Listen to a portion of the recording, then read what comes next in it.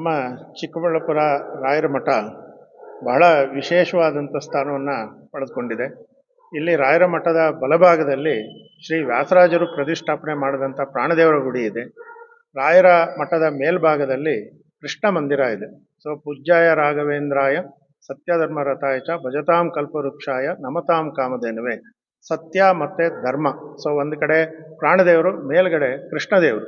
ಸತ್ಯ ಮತ್ತು ಧರ್ಮ ಎರಡನ್ನೂ ಆಚರಣೆ ಮಾಡ್ತಾ ಇರುವಂತಹ ಎರಡು ದೇವರುಗಳ ಮಧ್ಯದಲ್ಲಿ ನಮ್ಮ ಚಿಕ್ಕಬಳ್ಳಾಪುರ ರಾಯರು ಆಸೀನರಾಗಿದ್ದಾರೆ. ಸೊ ಈ ರಾಯರ ಬೃಂದಾವನವನ್ನು ಮೂಲ ಮೃತ್ತಿಕೆಯಿಂದ ಇಲ್ಲಿ ನಾವು ಪ್ರತಿಷ್ಠಾಪನೆ ಮಾಡಿದ್ದೀವಿ. ಮಂತ್ರಾಲಯಕ್ಕೆ ಕಾಲ್ನಡಿಗೆಯಲ್ಲಿ ಹೋಗಿ ಮೃತ್ತಿಕೆಯನ್ನು ಮಡಿನಲ್ಲಿ ತಂದು ಪ್ರತಿಷ್ಠಾಪನೆ ಮಾಡಿದ್ದೀವಿ. ಇಲ್ಲಿ ಬಂದಿರುವಂಥ ಬಹಳಷ್ಟು ಜನ ಭಗವದ್ಭಕ್ತರು ತಮ್ಮ ಅಪೇಕ್ಷೆಗಳು ಬಹಳವಾಗಿ ಈಡೇರಿದ್ರ ಬಗ್ಗೆ ನಮಗೆ ಆಗಾಗ ಹೇಳ್ತಾನೆ ಇರ್ತಾರೆ. ಬಹಳ ವಿಜೃಂಭಣೆಯಿಂದ ನಾವು 1982ನೇ ಇಸ್ವಿಯಿಂದ ಇಲ್ಲಿ ರಾಯರ ಆರಾಧನೆಯನ್ನು ನಡೆಸ್ತಾ ಇದ್ದೀವಿ. ಈ ರಾಯರ ಪ್ರತಿಷ್ಠಾಪನೆಯನ್ನು ರಾಯರ ಮಠದ ಹಿಂದಿನ ಪೀಠಾಧಿಪತಿಗಳಾದಂಥ ಸುಷಮೀಂದ್ರ ತೀರ್ಥ ಶ್ರೀಪಾದಂಗಳವರು ಇಲ್ಲಿಗೆ ಬಂದು ಅದನ್ನು ನೆರವೇರಿಸಿಕೊಟ್ಟಿದ್ದಾರೆ. ಸೊ ಹೀಗಾಗಿ ನಮ್ಮ ಮಠದಲ್ಲಿ ಬಹಳಷ್ಟು ವಿಶೇಷತೆಗಳು ಅಂತಂದರೆ ಆರಾಧನೆಗಳು ನಡೆಯುತ್ತೆ. ಎಲ್ಲ ದಾಸವರೇಣ್ಯರ ಆರಾಧನೆಗಳನ್ನು ಮಾಡ್ತೀವಿ. ಪುರಂದರ ದಾಸರ ಆರಾಧನೆಯನ್ನು ಮಾಡ್ತೀವಿ. ಮಧ್ವನವಮಿಯನ್ನು ಮಾಡ್ತೀವಿ. ಮತ್ತು ಕರ್ನಾಟಕದಲ್ಲಿ ನಮ್ಮ ಚಿಕ್ಕಬಳ್ಳಾಪುರ ಸುತ್ತಮುತ್ತ ಅಲ್ಲದೆ ಪಕ್ಕದ ರಾಜ್ಯಗಳಿಂದನೂ ಸಹ ಬಹಳಷ್ಟು ಜನ ಭಕ್ತಾದಿಗಳು ನಮ್ಮ ರಾಯರ ಮಠಕ್ಕೆ ಆಗಮಿಸ್ತಾ ಇರ್ತಾರೆ. ಆಗ ಪ್ರತಿ ಗುರುವಾರ ವಿಶೇಷವಾದಂಥ ಉತ್ಸವ ನಡೆಯುತ್ತೆ. ಸಾವಿರಾರು ಜನ ಭಕ್ತರು ಇಲ್ಲಿ ಪಾಲ್ಗೊಳ್ತಾ ಇದ್ದಾರೆ.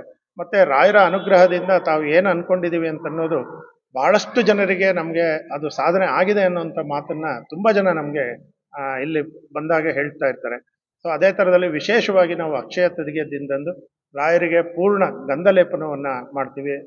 ಅದು ಗಂಧಲೇಪನವನ್ನು ಮಾಡುವಂಥದ್ದು ಪ್ರತೀತಿ, ಅದು ಬಹಳ ಪುಣ್ಯಕರವಾದಂಥ ಕೆಲಸ. ಸೊ ಆ ಕಾರ್ಯವನ್ನು ಸಹ ನಮ್ಮ ರಾಯರ ಮಠದಿಂದ ಮಾಡ್ತಾ ಇದ್ದೀವಿ. ಎಲ್ಲ ಮಹನೀಯರ ದಾಸರ ಆರಾಧನೆಗಳು, ಉತ್ಸವಗಳನ್ನು ನಮ್ಮ ರಾಯರ ಮಠದಲ್ಲಿ ವಿಜೃಂಭಣೆಯನ್ನು ಮಾಡ್ತಾ ಇದ್ದೀವಿ. ಎಲ್ಲ ಭಕ್ತಾದಿಗಳು ಭಾಳಷ್ಟು ನಮಗೆ ಸಹಕಾರವನ್ನು ಕೊಡ್ತಾ ಇದ್ದಾರೆ. ಸೊ ಇದರೆಲ್ಲದರ ಕಾರಣದಿಂದಾಗಿ ನಾವು ಮಠವನ್ನು ಒಳ್ಳೆ ರೀತಿಯಲ್ಲಿ ಮುನ್ನಡೆಸ್ಕೊಂಡು ಬರೋದಕ್ಕೆ ಸಾಧ್ಯ ಆಗ್ತದೆ. ಎಲ್ರಿಗೂ ನಮಸ್ಕಾರ.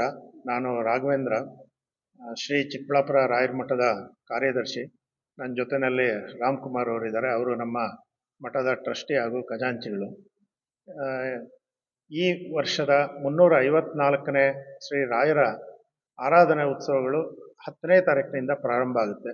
10ನೇ ತಾರೀಕು ಭಾನುವಾರ ಪೂರ್ವಾರಾಧನೆ, 11ನೇ ತಾರೀಕು ಸೋಮವಾರ ಉತ್ತರಾರಾಧನೆ, ನಂತರ 12ನೇ ತಾರೀಕು ಮಂಗಳವಾರದ ದಿನದಂದು ರಾಯರ ಉತ್ತರಾರಾಧನೆ ನಡೆಯುತ್ತೆ.